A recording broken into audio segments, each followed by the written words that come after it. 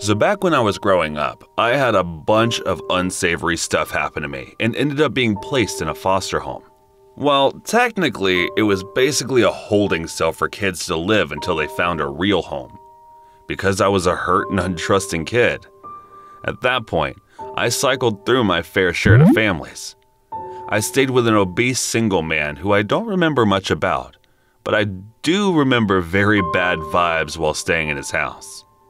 My case manager must have thought so too because I went to another family shortly after. This is when I met the family. More specifically, the sob that the story is about. This wouldn't be my last home and I didn't live there long at all. So things have gotten foggy over the years, but I was probably around 8 and 10 years old. It was a full house, 6 of us in total. My foster mother and father, 2 brothers and a sister.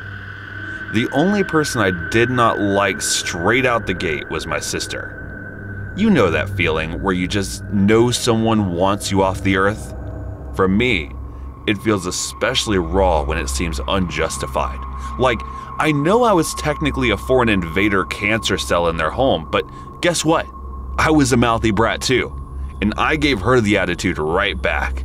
So it goes without saying, she and I never got along. My brothers, on the other hand, I love them. We did everything together.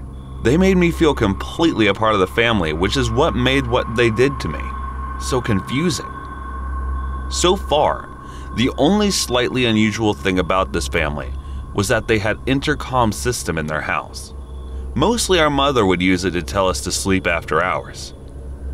A few months go by, and summer rolls around. They had been pumping me up about a swimming pool in the backyard for a while. The only thing was that it didn't have a lot of normalcy. I didn't even remotely know how to swim and was terrified at open water.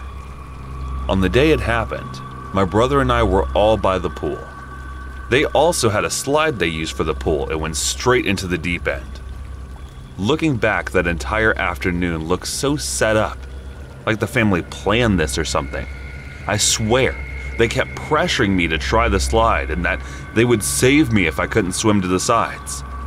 I really wanted to be like them, free to do things without worrying about consequences. And I really believed they wouldn't let me drown. We were family, right? Okay, great.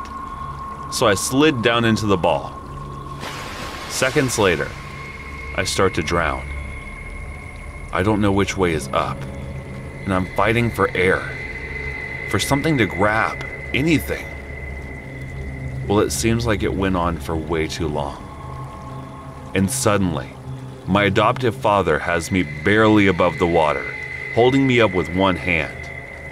If at gunpoint I had to describe his face, I would say it was a demonic mix of lust and contempt. It was really blurry and happened fast, but bases like that are hard to forget. I could tell you drown right now, boy. That's what he said to me, those exact words. I don't quite recall what he referred to me as before that point, but I know it wasn't boy. I was crying and gasping for air, and he just held me there, holding the inches above the water, for what I still don't get why. This was one of 3 or 4 times in my life that I truly believed that I was going to die. Could be worse, I guess, but anyways, eventually, he walked over to the edge of the pool and let me go right down. I was so terrified of him, I didn't know what to do. I just laid there and didn't want to be near anyone in that house. I remember one of the strangest things about that experience was the aftermath.